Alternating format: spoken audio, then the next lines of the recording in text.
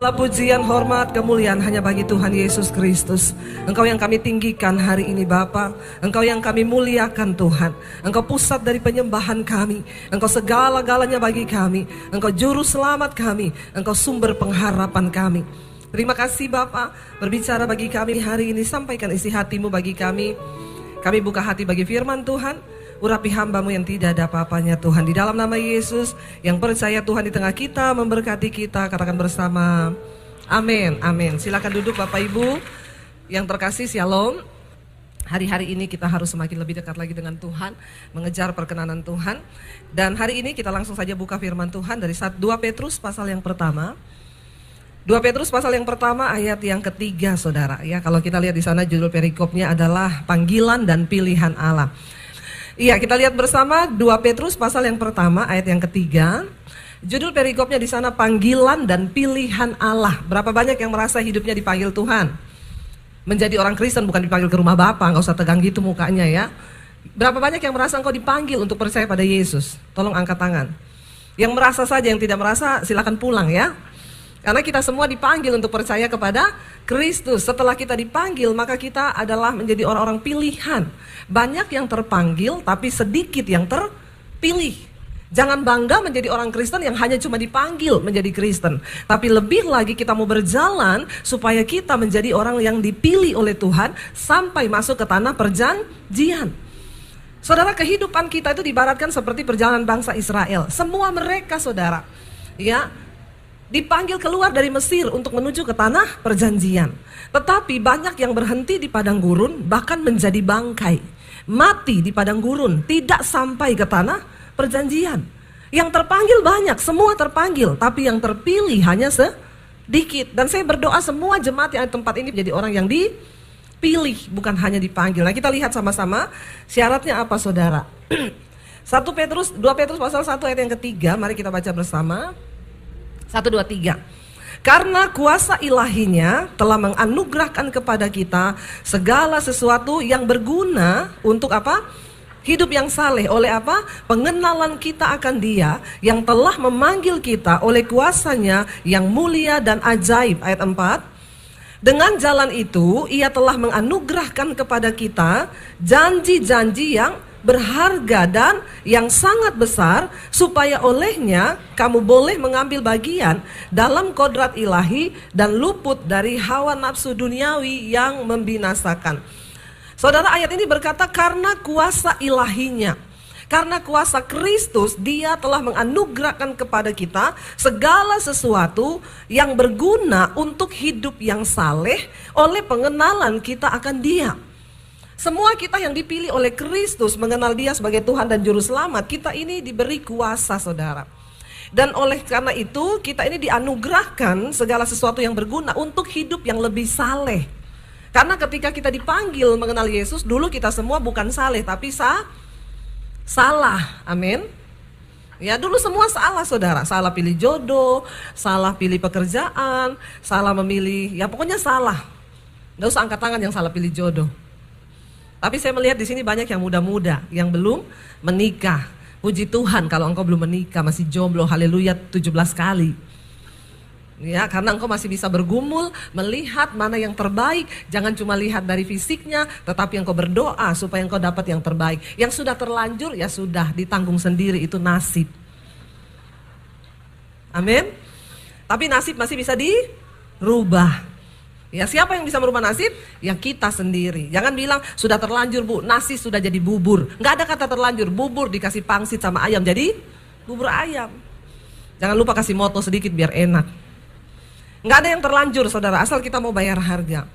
Tadinya kita ini hidupnya salah karena tidak mengenal Kristus. Tapi karena kita mengenal Allah, kita mengenal Dia, maka hidup kita menjadi saleh oleh pengenalan kita akan Tuhan. Makanya semua orang yang berkata mengenal Tuhan harusnya hidupnya berubah. Amin. Jangan hanya jadi Kristen, tapi kenali Tuhanmu. Bangun hubunganmu lebih dekat lagi, masuk di dalam pengenalan akan Tuhan. Banyak orang berkata Kristen, banyak orang punya agama tapi mengaku anak Tuhan. Tapi yang mengenal Tuhan itu hanya sedikit. Nah, kita perlu masuk lebih dalam untuk mengenal Tuhan. Supaya apa? Hidup kita menjadi saleh. Kita tahu jalan-jalan Tuhan, dan di hidup ini akhirnya kita nggak buat jalan sendiri. Amin, Bapak Ibu. Saya menemukan banyak sekali dalam kehidupan orang Kristen itu, di WA saya itu masuk puluhan ribu orang konseling. Dan semua rata-rata persoalannya karena salah memilih jalan. Ya, salah memilih jalan. Dan semua rata-rata persoalan yang timbul dalam hidup orang Kristen adalah karena kesalahannya sendiri. Nggak ada yang konseling sama saya gini, Bu, doakan saya, Bu. Kenapa, Bu? Saya ini mau dibunuh. Kenapa? Karena saya mengenal Tuhan. Lalu saya mau dibunuh, saya dikejar-kejar. Belum ada tuh, jarang yang kayak begitu. Adanya apa, Bu? Doakan saya, Bu. Kenapa? Saya ini dikejar-kejar. Siapa yang kejar? Debt collector. Ada lagi, ya saya dikejar-kejar, Bu. Dikejar siapa? Istri saya. Kenapa? Saya selingkuh. Nah, itu banyak itu, nggak usah angkat tangan. Bertobat saja ya. Ini memang panas atau saya yang kepanasan ya? Ya, lampu memang bikin panas, saudara ya. Atau mungkin neraka mulai terbuka. Jadi bertobatlah ya. Kita ini sudah ada di akhir zaman. Jangan santai jadi orang Kristen. Saya bersyukur melihat gereja sekarang penuh lagi, tepuk tangan saudara. Sampai cari parkir susah. Tapi jangan hanya menjadi orang yang terpanggil, jadilah orang yang terpilih. Kenapa? Karena kita mengenal Tuhan. Mengenal Tuhan tuh enak. Kita tahu jalannya, kita gak sembarang memutuskan. Di dalam hal engkau berbisnis, Tuhan itu masih mau terlibat dalam hidup kita sampai hari ini. Bukan hanya Tuhan yang dulu di bangsa Israel dia berbicara, dia mau menunjukkan jalan. Sampai hari ini Tuhan masih berbicara. Marilah menjadi orang-orang yang mau mendengar suaranya, mau mendengar isi hatinya, supaya kita dituntun. Saya selalu berkata kepada Tuhan, Tuhan, bahwa saya berada di mana engkau berada. Sebab Tuhan kita Tuhan yang terus bergerak. Mari kita juga mengalami Dia di dalam hidup kita, di dalam pelayanan kita, dalam bisnis kita, di dalam pekerjaanmu. Hai anak muda, libatkan Tuhan. Karena Alkitab berkata, diberkatilah orang yang mengandalkan Tuhan, tapi terkutuklah orang yang mengandalkan dirinya sendiri, yang mengandalkan kekuatannya, dan yang mengandalkan manusia. Tapi diberkatilah orang yang mengandalkan Tuhan. Nah, seringkali orang tidak menyadari, waktu kita menaruh harapan dan percaya kita kepada manusia atau diri kita sendiri, maka kita, saudara, ada di bawah kutuk. Dan hidup kita gak pernah berubah. Keadaan kita gak pernah berubah. Kenapa? Kita tidak menyembah berhala. Mereka bilang, Bu, saya tuh gak nyembah berhala loh. Saya gak sembah-sembah patung. Kenapa saya terkutuk? Waktu engkau hidup mengandalkan kekuatanmu sendiri, engkau sudah terkutuk, kata firman Tuhan. Loh, ayat itu bicara, saudara, benar. Terkutuklah orang yang mengandalkan kekuatannya sendiri, yang mengandalkan manusia. Tapi diberkatilah orang yang mengandalkan Tuhan. Makanya engkau perlu mengenal siapa Tuhanmu.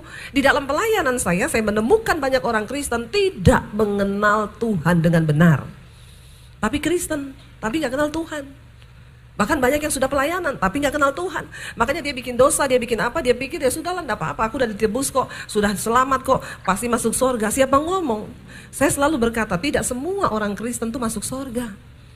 Banyak yang gak terpilih, saudara. Bangsa Israel, 3 juta orang semua dipanggil keluar dari Mesir. Tetapi pada akhirnya semua binasa di padang gurun, jadi bangkai mereka, busuk di situ.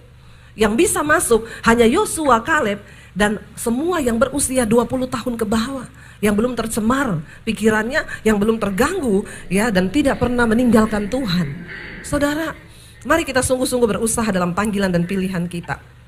Bisa dikatakan ayat yang keempat, dengan jalan itu Ia telah menganugerahkan kepada kita janji-janji yang berharga dan yang sangat besar.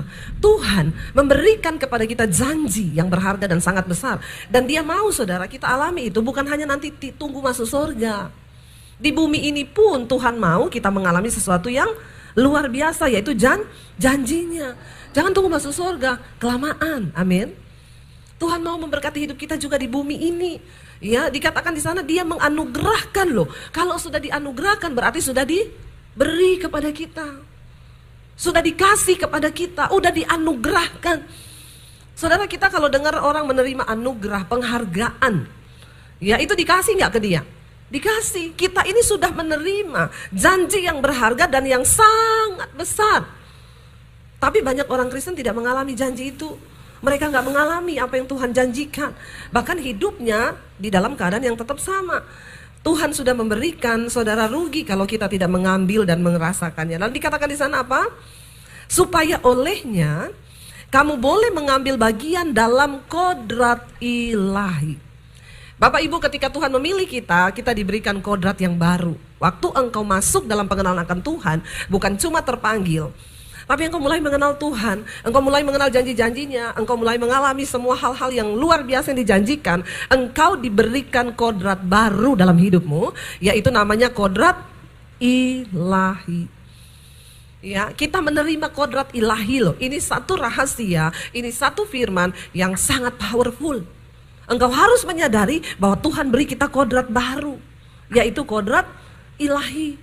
Saudara dan saya menerima itu supaya apa, saudara? Kodrat ilahi itu memampukan kita agar kita luput dari apa? Hawa nafsu duniawi yang membinasakan dunia. Hawa nafsu duniawi. Di dunia ini ada yang namanya hawa nafsu. Ya, nafsu itu baik, tapi kalau ketambahan hawa jadi tidak baik. Memang Hawa ini dari dulu tidak baik, saudara ya. Selalu itu kaum pria berkata memang dari dulu ini Hawa ini tidak bagus ya.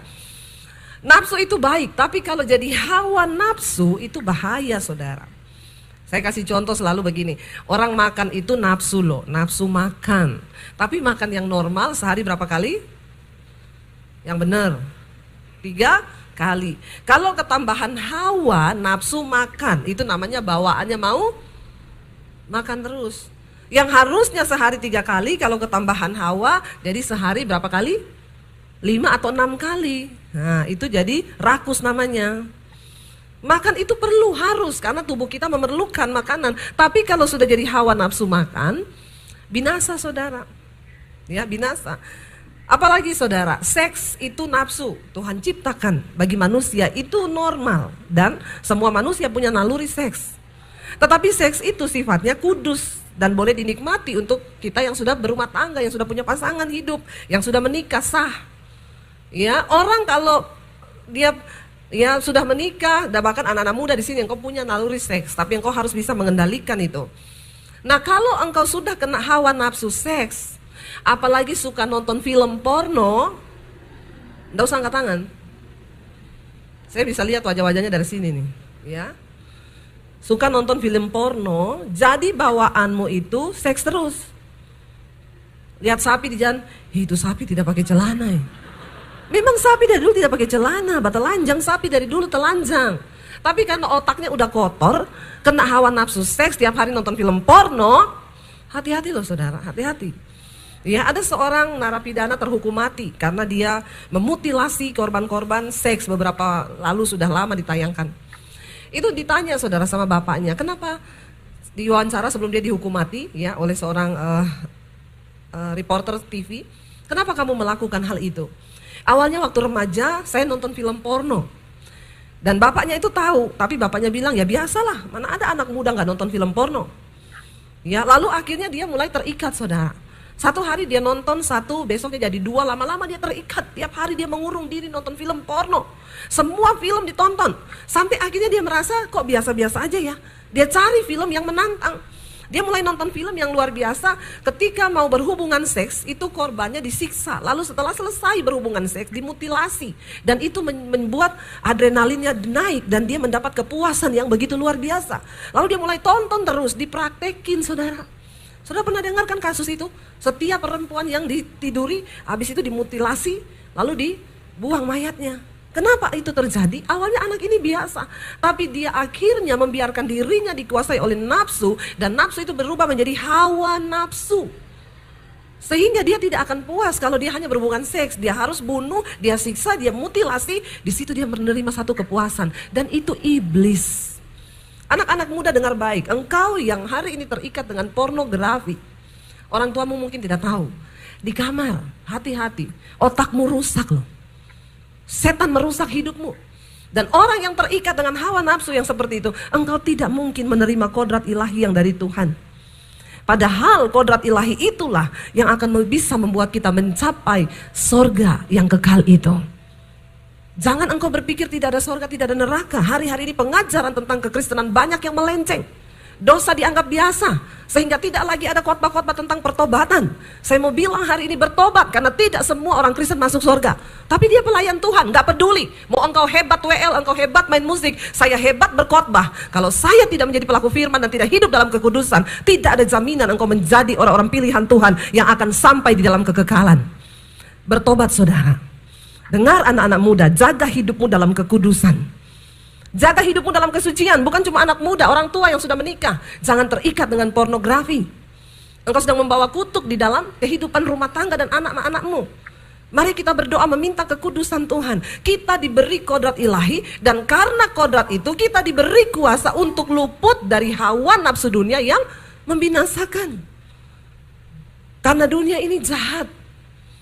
Ya, kita bertanya kenapa dunia ini jahat. Saya mau bilang saudara, ketika Tuhan menciptakan, pertama kali Tuhan menciptakan malaikat di sorga, dia memimpin pujian luar biasa. Lucifer lalu memberontak terhadap Allah. Dia ingin dia yang disembah dan bukan Tuhan. Dan apa yang terjadi ketika malaikat memberontak? Tidak ada ampun seperti manusia. Ketika dia berbuat dosa, dia langsung terbuang menjadi setan. Dari sorga, ya, Lucifer dibuang, saudara, dikatakan ke bumi. Waktu itu bumi masih kosong. Lalu Tuhan menciptakan manusia itu serupa dan segambar dengan Allah, ditaruh di Taman Eden. Tapi Tuhan turut bekerja memakai setiap masalah itu untuk mendewasakan iman kita. Ya, tapi Yesus datang ke dalam dunia, dia membawa kerajaan Allah, dan dikatakan setiap orang yang percaya kepada Kristus diberi kuasa menjadi anak-anak Allah. Hidup kita dipindah dari kerajaan setan masuk ke dalam kerajaan Allah. Kitalah gereja yang diberi nama eklesia, kumpulan orang-orang benar yang sudah dipanggil keluar dari dalam gelap masuk ke dalam terang. Jadi karena itu setiap kita yang percaya pada Yesus harusnya hidup kita berubah. Yang saya bingung, ada orang aku Kristen pelayanan tapi masih hidup dalam gelap. Berarti engkau penyusup. Engkau dari kerajaan setan pura-pura masuk ke dalam kerajaan Allah. Saudara, kita bisa tipu manusia. Para pelayan Tuhan bisa tipu pendetanya. Pura-pura kudus kalau sudah di mimbar. Anak-anak engkau bisa tipu orang tuamu. Suami-suami engkau bisa tipu istrimu. Istri engkau bisa tipu suamimu. Sekarang saya kalau khotbah saya tambahkan juga istri, karena saya diprotes sama bapak-bapak. Ibu Debbie itu kalau khotbah selalu salahin suami terus yang selingkuh. Supaya ibu tahu ya, banyak juga ibu-ibu yang selingkuh. Bahkan itu suami yang selingkuh juga kebanyakan sama. Terus saya pikir-pikir, iya juga ya. Ya, betul juga ya. Banyak juga ibu-ibu yang selingkuh ya. Di sini tapi tidak ada yang selingkuh. Kenapa nggak ada amin ya? Nggak pede sama diri sendiri. Ya, saya berdoa saudara, dosa ini merajalela betul-betul luar biasa. Ya, bahkan hari-hari ini saya dapat konseling banyak, Bu, suami saya selingkuh, Bu. Sama siapa tadinya saya nggak tahu, karena dia itu sembunyi HP terus, dipasang password, tidur dibawa, ke toilet dibawa, tanda-tanda suami selingkuh. HP dikasih password, ke toilet dibawa, kemanapun dibawa, istri nggak boleh sentuh. Ada di sini? Jangan angkat tangan. Nanti kita baptis ulang, rendam 20 menit. Biar buka mata langsung di rumah Bapa di sorga. Lebih baik tubuhmu binasa tapi jiwamu selamat. Ya, bertobat Bapak Ibu, bertobat. Jangan ada perselingkuhan di dalam rumah tanggamu. Makanya HP jangan dipasang password. Apalagi suami istri, pasang gak apa-apa, saling tahu berdua. Boleh pakai pegang-pegang. Istri Tuhan taruh di sampingmu untuk menjaga engkau. Suami ada di sampingmu untuk menjaga engkau. Mari kita saling menjaga, amin. Yang parahnya dia bilang satu kali, Bu, saya kepergok, dia tuh lagi chattingan di tempat tidur. Tiba-tiba dia ketiduran, HP-nya jatuh, Bu. Lagi dalam keadaan online. Saya kaget, Bu, waktu baca, ternyata suami saya, Bu, selingkuh sama Bambang. Saya bilang maksudnya, iya, Bu, suami saya homo. Banyak sekarang. Banyak. Ya, terjadi. Ya, ini bukan cuma cerita, ini benar saudara. Kisah nyata. Saya bilang ya nggak ada pilihan lain, Bu, ajak bicara dia, kasih tahu. Kalau perlu ketemu pendeta. Ada juga saudara, satu orang ibu datang sama saya, Bu Debbie, saya dengar khotbah ibu. Saya mau pengakuan dosa. Saya selingkuh 7 tahun, suami saya nggak tahu. Bahkan selingkuhan saya bawa ke rumah, tidur bareng saya. Hah, kok bisa? Iya, Bu, karena selingkuhan saya namanya Mary. Perempuan sama perempuan. Saudara jangan lihat sekarang yang LGBT, jangan lihat yang lesbi itu modelnya kayak saya ini. Wah, Bu Dewi itu pasti lesbi tuh. Ya, rambutnya itu pendek, gagah perkasa gitu ya. Saya ini wanita tulen loh saudara. Saya punya suami, saya punya anak. Dan saya jatuh cinta sama laki-laki dan itu cuma suami saya. Yang datang waktu itu konseling saudara, dia tunjukin foto pacarnya. Dua-dua rambut panjang, kriwil-kriwil, gak kelihatan lesbi. Gak kelihatan, tapi 7 tahun mereka melakukan persinahan. Hati-hati loh, makanya kita sekarang ini gak bisa melihat orang juga dari penampilan. Ya, hati-hati anak-anak muda, engkau yang homo, yang lesbi bertobat ya. Tuhan menciptakan cuma laki-laki dan perempuan. Lain dari itu dari setan. Jangan bilang saya sudah dari sananya begini bu, nggak ada. Tuhan ciptakan laki-laki dan perempuan. Yang lain dari itu dari setan. Ya, jangan sampai saudara. Soalnya saya takutnya nanti Anda mati nggak dikenal Tuhan loh. Kalau laki-laki mati almarhum, perempuan almarhumah, kalau bencong aluminium. Bertobat, nggak ada sebutanmu. Ya, jadi jangan saudara. Mari kita hidup bertobat sungguh-sungguh, punya kodrat ilahi yang dari Tuhan. Pakai itu supaya engkau luput dari hawa nafsu dunia yang membinasakan dunia. Bisa sembuh, bisa. Saya layani orang homo dari telepon saudara. Dia telepon saya, Bu, saya homoseksual. Saya dengar khotbah, Ibu saya takut, saya mau bertobat Bu. Apa yang harus saya lakukan? Pertama, kamu lihat dirimu di cermin. Terus perkatakan, sebut namamu. Hei, kamu laki-laki. Bilang, sebut namamu. Dia sebut saudara, dia praktekin. Tiap hari dia lihat di cermin, dia bilang, kamu diciptakan sebagai laki-laki. Saya pakai nama Bambang aja ya, aman ya di sini. Nggak ada nama Bambang kan? Kalau ada nanti saya ganti Niko, supaya saudara nggak kepahitan sama saya. Jadi dia lihat, kalau saya di Solo saya nggak bisa bilang Bambang, karena di sana semua Bambang saudara. Bambang Sugiarto, Bambang Sutanto, Bambang ini banyak nama Bambang. Di sini aman ya. Dia selalu saya bilang, perkatakan, dia lihat di cermin, Bambang, kamu dicipta sebagai seorang laki-laki oleh Tuhan. Kamu sempurna, kamu normal dalam nama Yesus. Dia lakukan itu saudara. Satu kali dia telepon saya, Bu, ada yang aneh hari ini, saya perkatakan begitu, saya tuh mau muntah. Kayak ada sesuatu yang ingin keluar dari diri saya. Saya bilang, yes, itu setan yang mau keluar dari dirimu. Ayo, terus doakan. Saya berdoa lewat telepon buat kamu. Mari kita berdoa. Di telepon saya layani. Dalam nama Yesus, segala roh homo, roh banci keluar dari dalam nama Yesus. Aduh Bu, saya mau muntah, lari-lari ke toilet. Gak apa-apa, handphonenya di speaker terus. Dia muntah-muntah di toilet saudara. Akhirnya dia bilang, aduh Bu, saya rasa lega. Lalu apa yang harus saya lakukan sekarang? Kamu cari gereja. Kan dia di luar kota, kamu bertumbuh, cari gereja, imanmu harus dibangun. Kamu terus dengerin khotbah-khotbah saya, iya Bu. Yang kedua, putuskan semua komunitasmu yang membawa kamu dalam percabulan. Iya Bu, saya memang ada komunitas dugem, setiap malam kami di nightclub gini-gini. Ya udah, kamu jangan berteman, kalau perlu blok semua kontaknya. Kalau kamu punya pacar, blok kontaknya. Nggak apa-apa, minta Tuhan beri kekuatan. Akhirnya saudara, dia cari gereja. Dia balik telepon saya, Bu Debbie, saya sih sudah cari gereja, tapi ya ampun Bu, di gereja ternyata singer-singernya juga cucok, meong. Di sini tidak, amin. Normal semua, amin. Jangan engkau pura-pura dengan kemunafikan berdiri di atas mimbar ini. Kalau engkau tidak diberi kodrat ilahi, lebih baik engkau jangan pelayanan dulu. Turun dari mimbar, beresin hidupmu. Engkau tidak bisa main-main dengan Tuhan. Engkau bisa bohongi orang, tapi engkau gak bisa bohongin Tuhan. Gereja ini bukan panggung, ini mimbar, ini mesbah. Tempat kita mempersembahkan korban yang hidup kepada Tuhan. Jangan buat gaya-gayaan di atas mimbar. Ini kudus sifatnya. Ini mesbah, buat mempersembahkan korban bagi Tuhan. Jangan sembarangan engkau bermain-main dengan Tuhan. Kekristenan hari-hari ini banyak yang merosot. Kenapa? Semua dimulai dari mimbar gereja. Ini bukan panggung saudara. Karena itu saya mau bilang bagi para pelayan Tuhan, kalau hidupmu belum beres, engkau belum dapat kodrat ilahi, turun dulu, beresin hidupmu. Minta Tuhan berperkara. Cari mentor rohani, bangun hidupmu di atas kebenaran firman. Kenapa? Supaya engkau tidak ditertawakan iblis. Karena kitab Ibrani berkata, di sekeliling kita ini banyak saksi. Saksi yang pertama mata Tuhan. Jangan engkau mendukakan hati Tuhan dengan hidupmu yang hancur, tetapi engkau tidak sungguh-sungguh mau bertobat kepada Tuhan. Saksi yang kedua siapa? Malaikat. Saksi yang ketiga siapa? Manusia. Saksi yang keempat siapa? Setan. Setan bisa lihat hidup kita saudara, tapi kita gak bisa lihat setan. Makanya Anda di gereja nyanyi hebat, begitu pulang dari sini Anda bikin dosa, setan ketawa lihat hidupmu.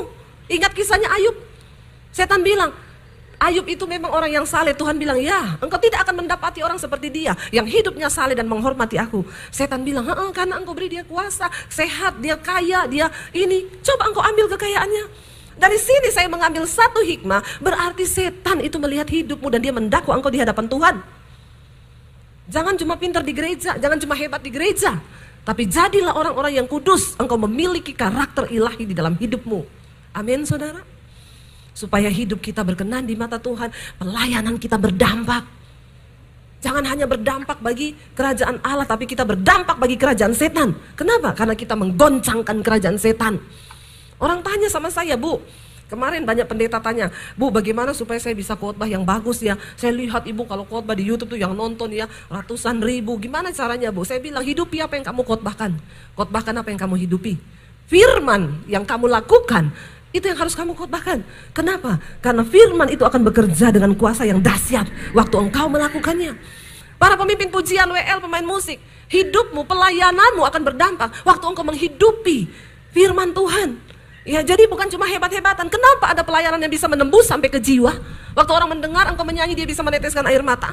Kenapa ketika kita berkhotbah ada orang bertobat dengan khotbah kita? Karena kita menghidupi firman Tuhan itu. Dan itu yang akan membuat hidup kita berdampak. Kita menerima kodrat ilahi. Itu yang sedang dunia cari hari-hari ini. Saya undang para imam musik ke depan maju. Saya tidak pernah bilang mereka pemain musik, mereka imam musik. Ya, itu berbeda. Kalau mereka pemain musik, mereka ada di panggung. Tapi kalau mereka imam musik, mereka berada di mimbar, di mesbah. Itu perbedaannya Bapak Ibu. Mari kita sungguh-sungguh menyerahkan hidup kita kepada Tuhan. Mari kita datang, kita berkata kepada Tuhan, Tuhan, kalau kami hidup, kami mau hidup bagimu. Kalau kami mati, itu pun sebuah keuntungan. Mari kita bangkit berdiri bersama, bawa hidupmu kepada Tuhan, saudara. Katakan bersama, kalau ku hidup bagimu Tuhan. Kalau